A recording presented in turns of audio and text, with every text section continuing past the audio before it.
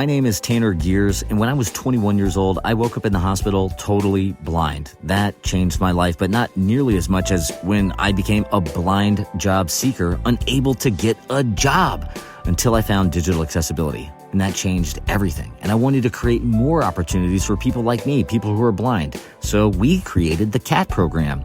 It's a 14-week instructor-led job training program that teaches you how to be a digital accessibility tester. You get trained, you get certified, you get a job. So to learn more and find out if you qualify for the CAT program, go to accessibilityofficer.com. Hey there, and welcome to episode 142 of the Eyes Free Sports Podcast. This is your host, Greg Lindberg. Here on this episode, our topic of discussion is video games and games that are accessible to blind and visually impaired gamers. And so we have two blind gamers joining us for this conversation, each of whom has different experience when it comes to gaming. And of course, with this being a sports-focused podcast, I definitely had to ask about some sports video games in terms of their accessibility as well. So let's go ahead and pick up the game controller and get playing episode 142 of the Eyes Free Sports Podcast. Alright, so like I mentioned in the intro, on this episode we are talking about video games, and we have two blind gamers joining us here on this episode. So first I would like to introduce Carlos Vazquez, a.k.a. Rattlehead. Carlos, welcome to the podcast. Hey, Greg, thank you so much for having me today on your podcast. I appreciate the invitation and glad to talk about video games. Awesome. This is going to be fun. Yeah, again, we have really never done an episode on this topic, so really excited to talk about something different, and hopefully those listening will find this interesting. And then we also have Aaron Espinoza, who I've known for a good probably 6 or 7 years now through ACB, the American Council of the Blind, and he is known as Blind All Day. Aaron, welcome to the podcast. Yeah, thank you very much for having me. I can't believe it's been that long, man. Wow. I feel special having me that long, yeah. Time does fly. Yeah, I think it was 2019 we met in person for the first time, so I don't know where the time's been, but it's gone. So yeah, why don't we just kind of kick things off here with just kind of your backgrounds. Let's start with you, Carlos, if you just kind of want to introduce yourself as far as your personal background. Oh, yeah, so definitely. So, of course, I'm Carlos. I go by Rattlehead, and I've been on the gaming scene for a long time now. I officially made my debut in 2013, when I competed at one of the biggest fighting game tournaments in the world called Evolution Championship Series, or otherwise known as EVO. I'm also a musician. I'm in a metal band, and we're currently about to go on tour. So I'm active also in the music scene as much as I can. But I feel like the gaming scene is more forgiving, much easier to kind of make your name out there. Since this past several years, I finally became an accessibility consultant now. My first big title is Mortal Kombat 1. I did work on some other consulting jobs on the side, but more like behind the scenes kind of things. But Mortal Kombat 1 has been like my I guess my major work under Warner Brothers and NetherRealm Studios. And I love to hang out. I do streams. I love reading. I love reading books. I love just hanging out with friends and having a few drinks and having a good time. I like as easygoing. I like to be online the same as I'm offline. Pretty much the same way. If you ever meet me in person, well, if you're down, we'll finish your drinks and have a good time, laugh it off, and that's pretty much what I do. It's most of all of my work has been done mostly streaming, playing fighting games. I love fighting games, but because of the current trends of accessibility now, we get to kind of branch out of that instead of just doing what's been done for such a long time. But now the accessibility is more prominent. We get to play more games now, and so that's a little bit about me. Awesome. And then you're in the Houston area, right, Carlos? That is correct. I've been living in Texas all my life. I grew up here. I went to school here. I actually attended the University of Houston, graduated in 2011. Jeez, a long time ago.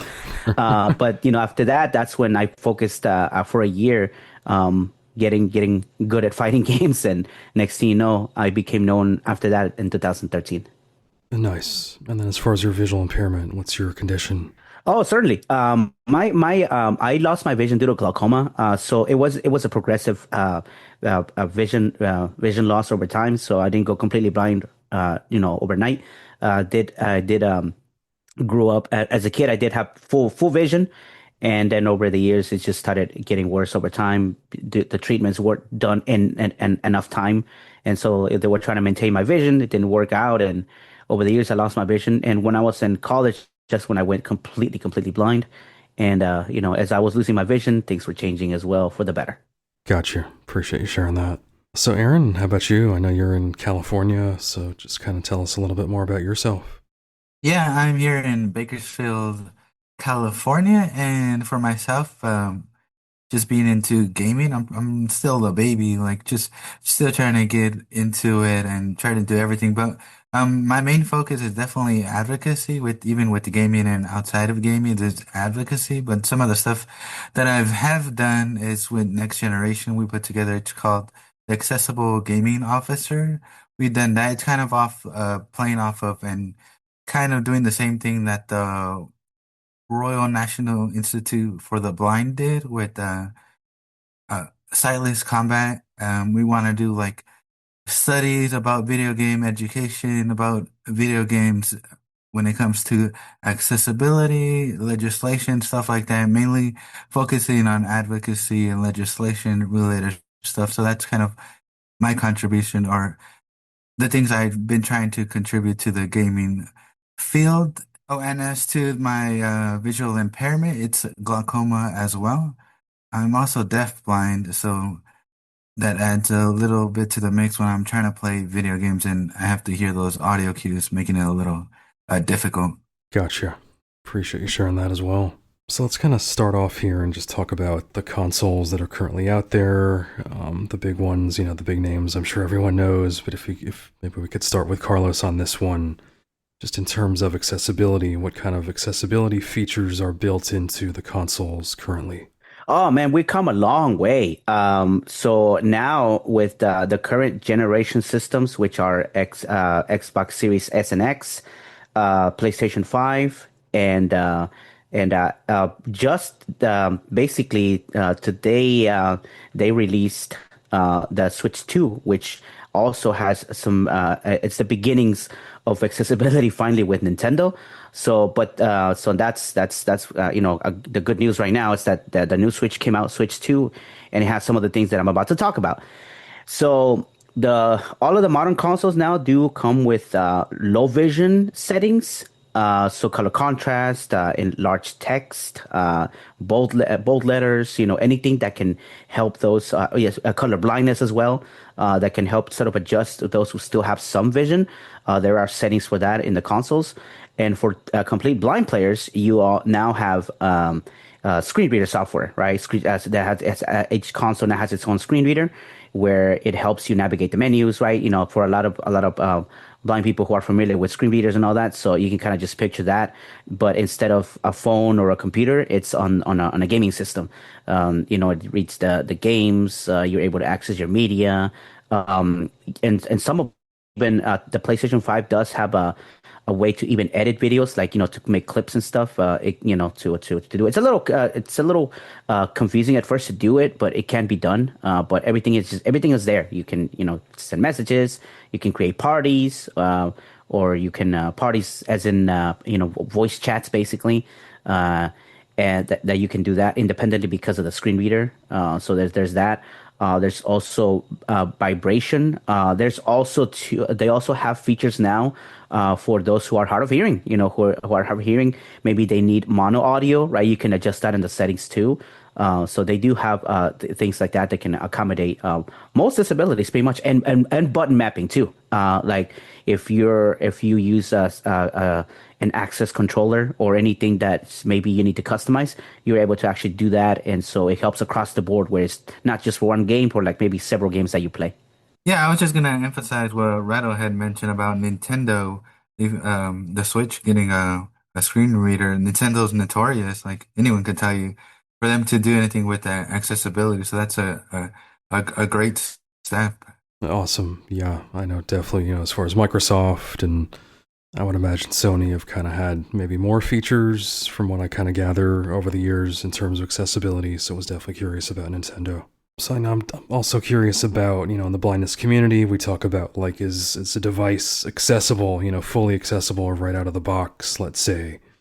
And I'm curious as far as the consoles, in terms of like the screen readers, can you like enable those right away, or do you have to have perhaps sighted assistance to actually turn those on? Actually, it's for the Xbox and PlayStation, the PlayStation itself, when you first buy it and hook it up, it does pop up automatically, and then and it varies among people. I remember when the PSI first came out, there was even this debate of how long you have to wait. Right, it was like a whole topic about it. But essentially does pop up, and then from there you just follow the instructions as you go, and it allows you to pretty much set up your console.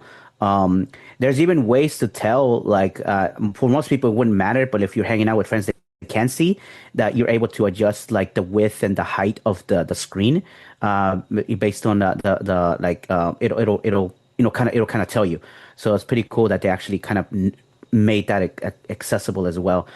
For the Xbox, I don't remember. I haven't used my Xbox in a while, but I know that when you first set it up, all you do is just do a certain combination of buttons on the controller, and that enables the narrator like at the beginning. So it doesn't matter if you just hooked it up, or if you decide to do it later.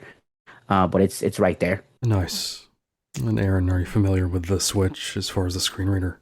No, not the Switch. I actually don't have a Switch. I only have a PlayStation and an Xbox. But yeah, like Rattlehead was saying, turning on well, one is turned on automatically.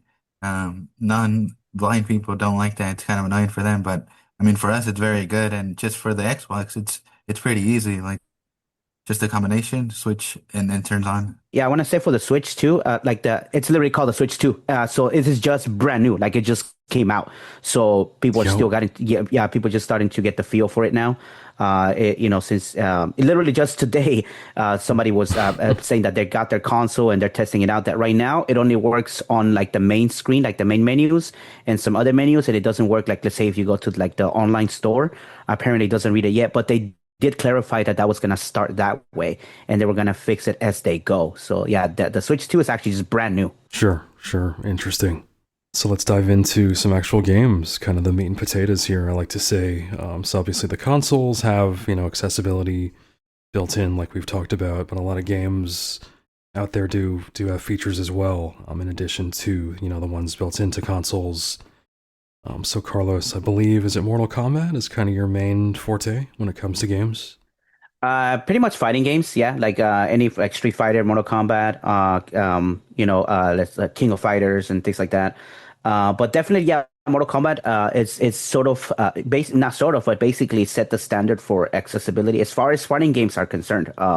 The game was released in 2023, sorry, 2 years ago, and I consulted for it. So we went into the studio and basically came up with ways of creating some sound cues to help players understand like the certain nuances that happens in a fighting game, such as being stuck in the corner, or if you're far away from your opponent, or if you're close to your opponent, or understanding the hit types of a fighting game. There are things that we call, like let's say high punches, low kicks, or mids, or whatever. That's those whole terminology in fighting games.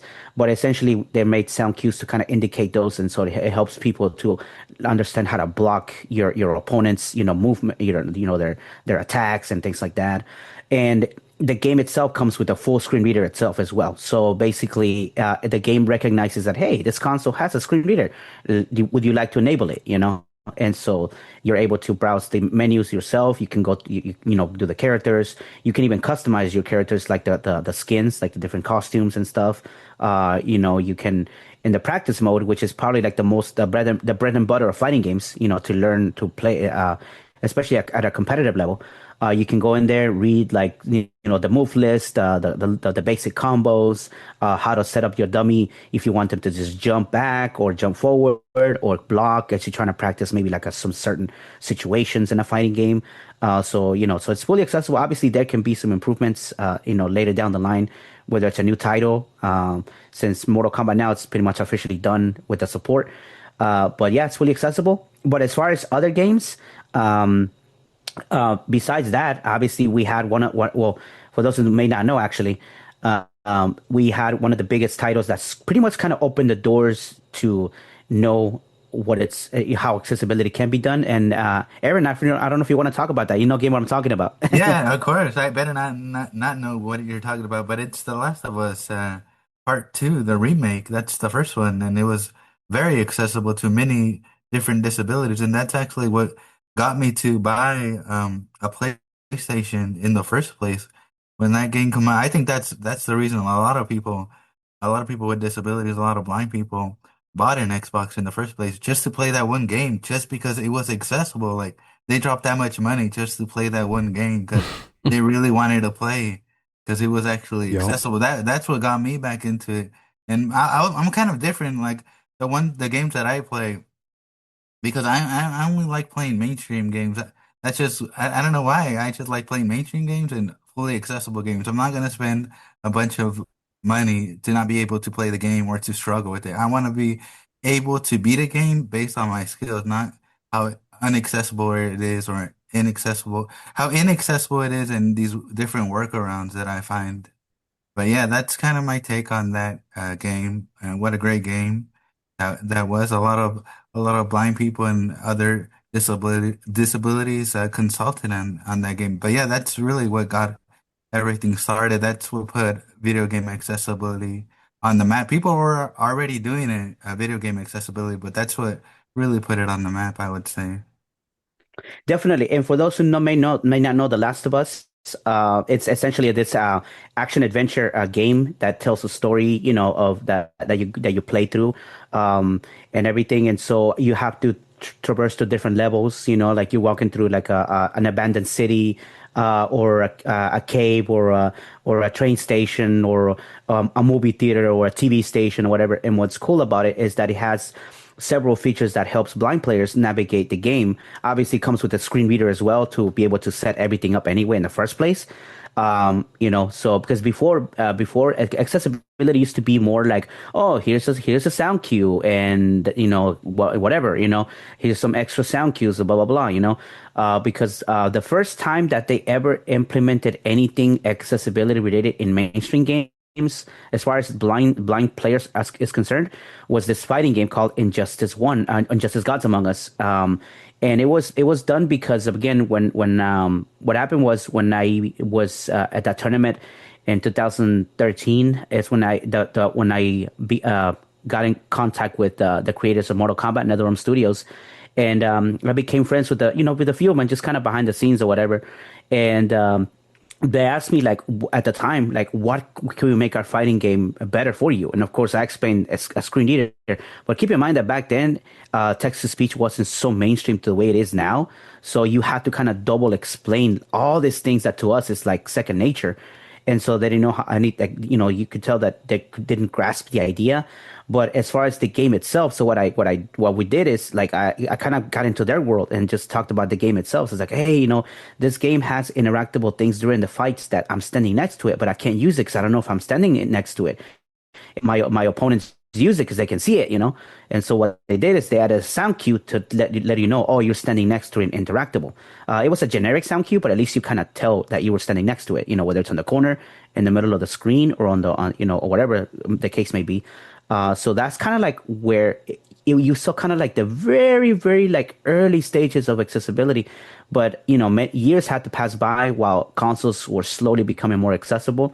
And then until boom, we got The Last of Us in 2020. And turns out they actually hired three blind players. Brandon Cole, rest in peace. Steve Saylor and James Rath were the three blind consultants that worked in that game. And pretty much that's where after that, accessibility is where it is now. Like a lot of games do come out with screen readers and everything. But obviously there are still improvements, and we can definitely talk about that. Sure, sure. And it is amazing how one game, like you guys have said, can have such an impact. I am really curious about sports. My podcast is called Eyes Free Sports. I'm definitely a sports, have played adaptive sports and big sports fan and love sports games. And I think Aaron, I think both of you guys, have had some experience with sports video games, which might not be totally fully accessible, but are at least somewhat playable. And Aaron, do you want to kind of talk about that here first? Yeah, definitely. So I would say Madden NFL, the one game I used to play a lot when I was sighted, and then I think that's one of the first games I bought when I got my first console. I tried to play Madden, but it wasn't very accessible, so I put it down. I probably played it a handful of times, trying my best, and then just went away from it. Tried coming back to it again. Yeah, it's somewhat accessible. I think I can probably play it a little more if I really got into it because I know a lot of blind people play it. I have friends that played against others themselves. But when I tried it out, I tried going to, all right, I'm playing the game and I'm trying to get to the plays. I can't really see the plays or I don't know what to do. Like, I don't know to run to the left, if it's a throw play or I'm basically stuck not knowing what to do from there on out. But that's been my experience with sports games, at least, Madden, that is, in my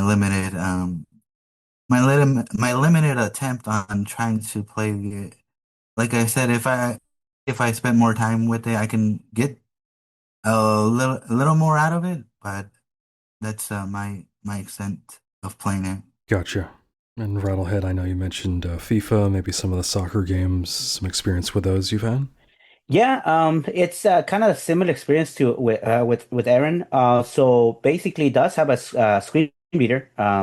You're able to navigate the game and get to things where you need to go and everything. But the game itself is where the issue kind of becomes where what do I do? Like, how do I go about it? So that's one of those things that I personally didn't get to as much because of that, even though I do like the sport. But as far as the game, it didn't allow me to play it, and that's why because I like competition, I like competitive settings, and so because of that, that's why I turned into competitive fighting games. We actually, we do this thing what they for esports, right? Competitive scenes where like we set up brackets and everything. We have competitors like 16 people bracket or 20 people brackets, and I kind of lean more into that, like hosting tournaments or participating in tournaments. Gotcha. Yeah, I definitely wanted to get a little more into that as far as just kind of the blind and visually impaired community. And are there actual, I believe there are actual, tournaments, esports tournaments for the blind, right? Right. Uh, Yeah. y- y- yes. Yeah. Oh, actually, Edward, you want to talk about our collaboration with what we did? Oh, yeah, definitely. I just want to say a couple more things about like sports game, and especially Madden. I do believe Ross Minor, he's Sure. an accessible consultant. He's blind. I think he did some consulting like when he first got started out with Madden, I believe. I think they reached out to him and he helped them out a little bit. And also, I think they had someone at EA Sports. She is deaf, um, and was helping them out with getting their games up to being accessible. I'm just not remembering her name. Morgan But Baker. yeah, they can try. Yeah, I think that's her, Karen something, right? Or Oh, you talk about no, not Morgan. You talk about Karen. Yeah, they had a accessibility consultant that used to communicate with the blind community for a while. And but I don't know how successful that was. Oh no, over the years, but there was somebody that did. Yeah, it was Karen. I can't remember the last name though. It's been a while now. Interesting. Yeah. So then, yeah, in terms of tournaments, Carlos definitely talked to me about some of the tournaments that you've been involved in and that are maybe specifically for the blind and visually impaired. Absolutely. So I am part of this team called the Central Showdown, and what we do is, yeah, we host, we once a year we hosted Mortal Kombat tournaments specifically for blind and low vision users. And what we did as well to make it authentic is we created a document, so it asks specific questions that only blind and low vision players or just, signups would understand, because we wanted to make sure that it was authentic and we don't get somebody trying to, cheat their way in kind of thing. And so we asked very specific questions that, that you're, persons who, for the most part, mainstream people may not know what JAWS is, right? Or they may not know Yep. what, like what NVDA is, or whatever, So it's like we ask very specific questions, So we did kind of like a screening process, and we've done it for more than 5 years now. We did we started in 2020. It all started because of not doing anything during the pandemic. We were stuck at, everybody was stuck at home. What do we do? All this stuff. It's like, hey, why not? Why don't we start running, putting together like some kind of a way that with all these blind players who are scattered all over the place can get together and compete for prizes. So we did that, and it was successful enough that it gathered recognition from the rest of the entire fighting game scene, like where all the greater fighting game community, and so we got support the first year and everything. We even had like support on the behind the scenes where we got prizes and money and everything. And then the second season, we ended up taking over the official Xbox Twitch channel. And since we did like a brackets, we did group stages and everything, and then like the next day, we will stream like the best, like the top eight out of like all of those.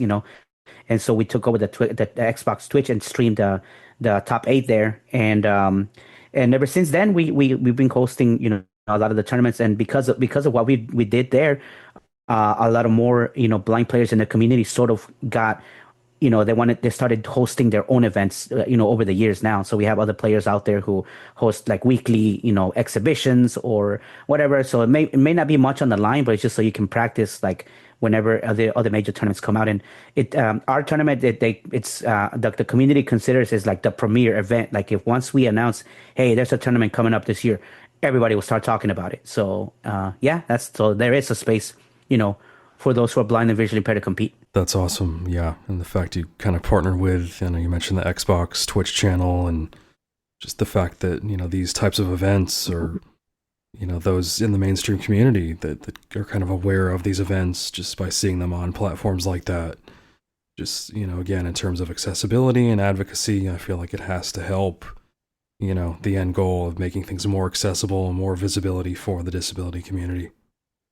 Absolutely. I'm a firm believer of not preaching to the choir. Like everybody knows, if you're already in the blind community or whatever, sure, you probably will hear about, tournaments and everything, but I'm all about going places where you're not going to see people with disabilities. Like I actually attend a lot of offline tournaments, where I go, I travel, let's say, for example, this past couple of weeks, there was a major tournament weekend.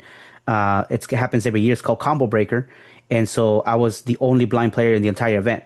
So that's like, I tend to kind of just do that because that way you get more awareness that way, instead of just like us in our own circle, just going around in circles, not going out of it. And so that does help to promote, as we call it, the blind FGC, the blind fighting game community as well. So we do that. And I do want to mention too that we actually did partner up with ACB students. They actually they one season. They actually were one of our sponsors, and we're forever grateful for that, because that made where that year was very competitive. There were good prizes going on, and that was the first time we met Aaron actually. So there's a little Yeah. history right there.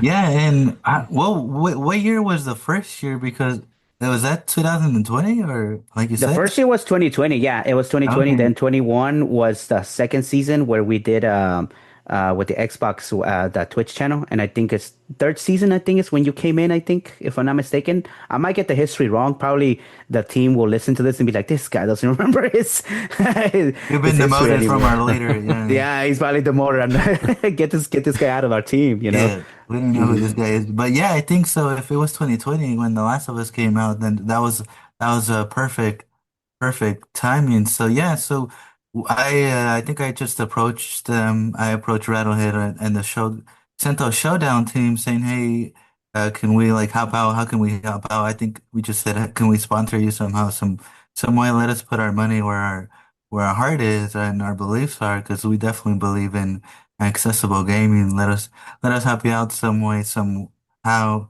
And yeah, back to what Rattlehead was saying about educating not preaching to the choir, but educating people that don't know anything about blind people or don't know about blind people or people with low vision playing video games. When they were streaming the tournament, you would see people, especially when it was on the front Xbox Twitch channel, people in the Twitch stream asking him or asking everyone else how they did stuff. I explain how you do this. No way, this is impossible. And so it was kind of great to see them get educated there live. Or even sometimes when he's streaming Rattlehead, that is, you'll see a sighted person or a person that doesn't have a disability, and they're asking questions. Like I remember one time they asked him, "Man, you did a headshot when he was playing The Last of Us," and they're like, "What? How did you even do that?" And he was explaining how he did it. Nice. Very cool. I definitely wanted to touch on haptic feedback. I think maybe we talked briefly about it, but I guess my question kind of to start off here is, would you say most video games today have like haptic feedback where the controller actually does, vibrate or, make some kind of movement? I'd say pretty much all of them have now. It's like the standard, especially that the consoles themselves have it as a feature, right? So it encourages the developers to, kind of come up with some, I guess, like techniques or some like whatever in their development cycle, where they'll implement, that kind of stuff in there. Like in games where there's like for example, if you're aiming, say, I'm trying to think of a game. Like I know Diablo 4 is another of those good games. Like if you're getting hit, you kind of feel the vibrations or certain things. Depending on that. The Last of Us has it where if there's thunder going on in the ambience of the game, like the controller will vibrate and stuff. But as far as like settings that specifically targets the like say an accessibility feature, I don't think it has been done though, although I know that some of us have some ideas, like for especially for fighting games. You notice me, I'll go back into that because that's kind of like my bread and butter. So a lot of my ideas that come out is usually how can I make a fighting game better kind of thing. And so, but as far as but all games pretty much have like haptic feedback.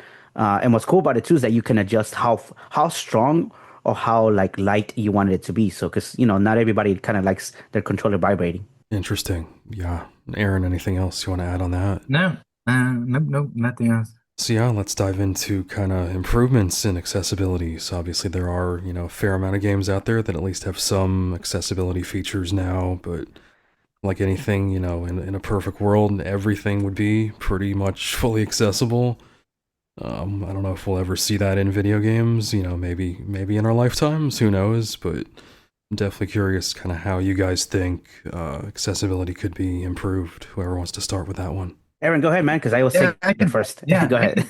I can go there. Yeah, there's definitely always improvements. I always compare video game accessibility to web accessibility. Like the reason I say that because designers always want to use different presentations like CSS, cascading style sheets to make a website look really good, or JavaScript to make things interactive, so things are gonna move around. So a lot of things that you do for web accessibility you can do with the video games or even audio description now. Now that video games have audio description, a lot of the standards that are in movies for with audio description or TV shows are going to get put into video games. Like one I've been seeing a lot of people pushing for it, and it's definitely possible, but just hasn't been done. Is audio description throughout the whole game, because a sighted person can just look around and see what's up, but a blind person can, and that's where audio description throughout the whole game, so you can know everything around you, where it's at and what it's doing. I compare in-game audio description throughout the whole game as our version of graphics. That's how I kind of compare it, and that's how I kind of see the improvements. There's always pushing the needle. Rattlehead, how about you?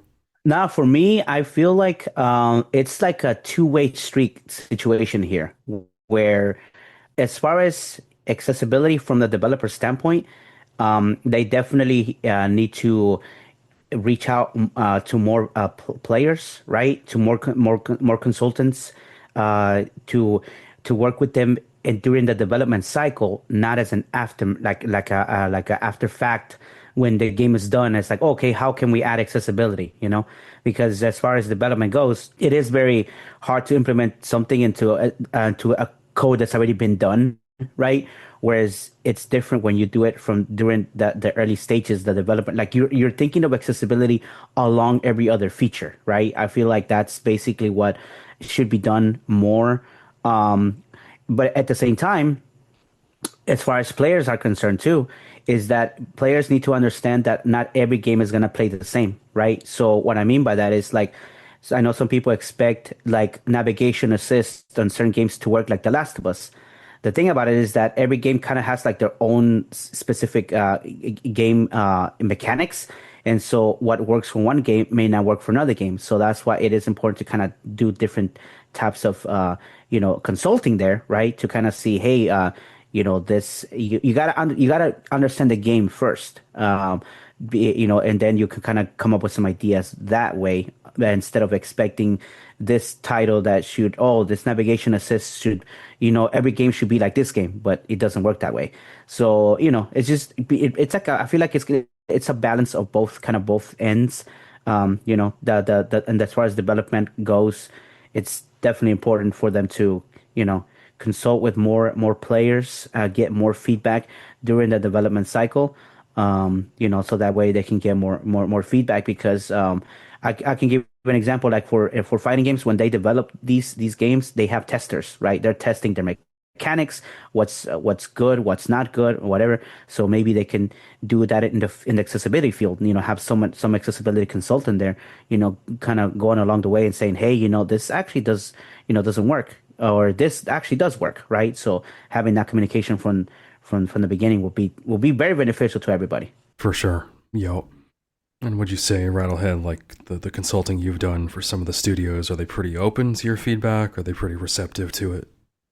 No, they're pretty. I feel like that as far as developers themselves go, uh, I'd say most developers are like excited. They're open to new ideas because keep in mind that these people are creators, right? So they're used to they like coming up with new ways of doing things, right? And so when they learn, they get to get a chance to maybe figure something out that they never thought of. So a lot of them are. It's just the issue where we run into is the publisher, the parent company, because they're the ones who make the decisions in the end. And so a lot of times, you might give them good feedback to the developers, but maybe they don't have enough time, or the parent company says, no, don't do that, because a lot of times, for example, in the community, most people, and this is just across the board, it's not towards the blind community or anything, but like gamers tend to blame the developers for everything. It's like, oh, these developers are lazy. They don't want to implement this. They don't want to do that. Blah blah blah. It's like, no. Like now that I got a chance to like see and experience in real time how these developers are passionate about their craft, and so a lot of the stuff that they have ideas for, that even consultants have, and if it doesn't make it, it's not on them. It's on the publishers. They're the ones who end up calling the shots in the end. Sure. Makes sense. So in terms of resources, if anyone out there listening is interested in maybe getting into games for the first time or back into games, kind of like myself, maybe you've lost some vision over time and kind of, gave up games for a while, but might want to get back into them. Any websites, any social media channels, anything you guys want to mention that folks can find more and learn more about accessible games? I think we mentioned a few names that are definitely prominent members of the community, such as Ross Miner. You also have Victor, who is another consultant, Sightless Combat, let's say Steve Saylor. Like these are like sort of like the big names, like the names in the accessibility community. James Rath every now and then. I know he doesn't play as much, but he's definitely one to look out for as well. Misty Rayburn, who was representing pretty much Brandon Cole, again, who's no longer with us. And of course, as far as websites, definitely Cannot Play That is a really good resource because they tend to have sort of like the overall of different reviews and different things for that are accessible to that could potentially have accessibility. So definitely those things. And for tournaments, definitely the Central Showdown. If people are interested in competing in fighting games, or maybe wanting to get to know more about the competitive scene amongst the blind community, then the Central Showdown it's definitely a resource. There's another one that just popped up a year ago called the Kumite Syndicate is another one too that recently popped out as well. So as far as competitive fighting games are concerned, but I might be missing some. Yeah, Aaron, I help me think out here. you're missing one definitely. The Discord. There's a Discord for people that are blind and play video games, and there's a bunch of channels about for different all different games that are accessible, and you can ask questions about games, and everybody's pretty friendly. Like I had someone try to walk me through a part of the game that I've been stuck on for like 3 months, and they jumped on trying to help me out with it. But yeah, that's the one I like a lot. It's the Blind Gamer Discord. I probably visited every other day to see what's Oh, you're up. talking about the Blind Gamers Hub, right? Yeah, Oh, yeah, yeah. could I forget my own server, man? Yeah, the man. No, no, but I mean, yeah, and it's a hub basically because you on there, the main discussion always turns back to Mortal Kombat. But don't be afraid to switch the topic. That's why I always tell people like the general discussion is for anything. We can talk about anything in there, and there are resources. And what happens there is sometimes that becomes like I call it the nexus of other blind Discord servers because then you'll get to learn about the Diablo blind Discord server or the other Ross Miner's server, right? He has his own server as well, Yeah. right? So it's like it's sort of like a hub. Like you go in there and boom, next thing you know, you go into the rabbit hole of different different servers on Discord.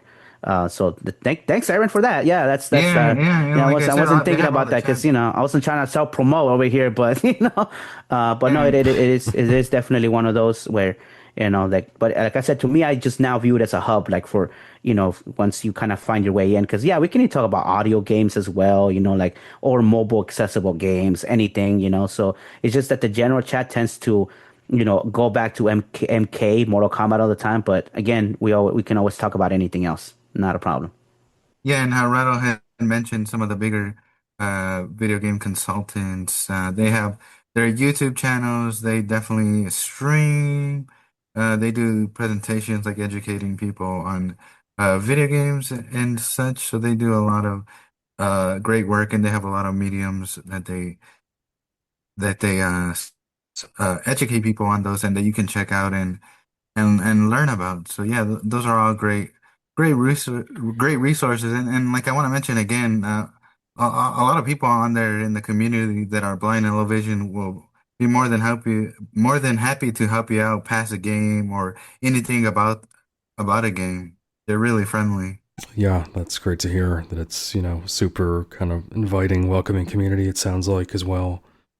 Which, let's face it, in the disability community can be hard to find a lot of folks that are super open and willing to interact. And like any group out there, you're going to have your negative Nellies. So really great to hear about that.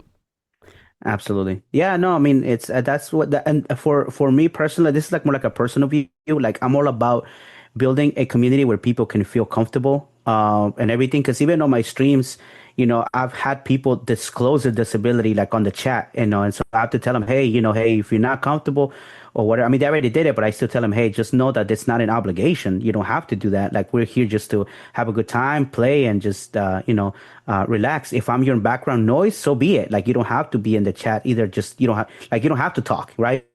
If you're just there hanging out, if I'm just your background noise while you're cooking or you're trying to go to sleep with it or so I don't know or whatever, then hey, you're more than welcome. Like that's the whole point for me. I'm all about building community because we, like you said, we have a lot of sometimes the negativity takes over all the time, and so my thing is just to like come by, relax, have a good time, and our like we do the best to keep it drama free as we can. That's like the main goal that I like. Keep it, we're good.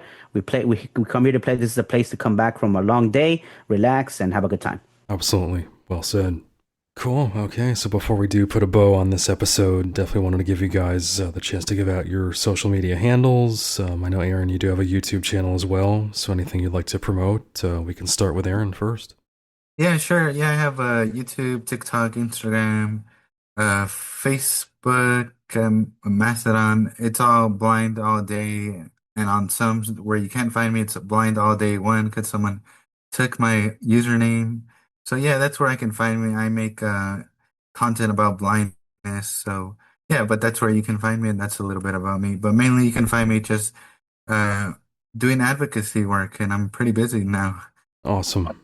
And Carlos/Rattlehead, how about you? Of course, you can find me on my Twitch channel. I stream not as often as I would like to, but Mondays at 5 p.m. Central Standard Time to 7. Sometimes I go to 8, depending on if if we're having a good time or whatever, or if I don't have to go to work the next day. It's twitch.tv/KH_Rattlehead. It's my Twitch channel, and my YouTube channel is just KH Rattlehead without the underscore. You can also find me on X and Blue Sky, all the main social medias as KH Rattlehead, and you'll see me post pretty much anything about like games or ranting about sports, like especially when I'm watching the soccer game, or any of that. So you can find me on those, but definitely on my YouTube channel where I upload mostly fighting games, but I am kind of starting to switch it up a little bit. I just recently uploaded 2 videos going over accessibility on a mobile game that I was fortunate to be given the opportunity to review, and I did also a video on retro game emulation that the app is accessible, and so I kind of went over that. So yeah, I'm kind of trying to change it up just a bit, but most of the time you just see me play Mortal Kombat. But that's pretty much it. And of course, in our Discord server, like as Aaron mentioned, it's Blind Gamers Hub. It's the name of the Discord that you can find. And I don't know who's also spreading it, which I appreciate, whoever it is, but we are getting members in a daily now. It's ridiculous, and we appreciate it. Nice. That's awesome news to hear. Wow. Yeah. Cool. All right. Well, again, we've been chatting with Carlos, a.k.a. Rattlehead, and Aaron, Blind All Day, here on Eyes Free Sports. And just want to thank you guys so much for the time, just all your insight, and also just everything you guys are doing in terms of advocating and trying to make games more accessible. So thanks so much for joining us here on the podcast. Well, Greg, thank you for having me. And I don't want to speak for Aaron either, but I just want to say thank you for the opportunity to give us your space, right? Which I know you cover a lot of more sports and everything. But I felt like this is a great opportunity for us to talk about that. For in the gaming scene, there's also esports competitive scenes, and we also try to bring that up too to give people opportunity to participate in a competitive setting as well. So thank you for giving us a space for that. Yeah, same here. Thanks for letting us come on, and hopefully in the near future more sports games start to become accessible so your audience isn't just playing games on in real life, they're playing them on the big screen, and they could enjoy them, because there's some sports that I like playing in person, but there's some games that I only like playing on video games. So yeah, hopefully that works out for us. Absolutely. Yep. Alrighty. Sounds great, guys. Thanks again. Really appreciate it. Sounds good. To hear more episodes of the Eyes Free Sports podcast and to subscribe, search for Eyes Free Sports on your favorite podcast platform or visit eyesfreesports.com. Be sure to follow the Eyes Free Sports podcast at facebook.com/eyesfreesports and on Twitter at Eyes Free Sports.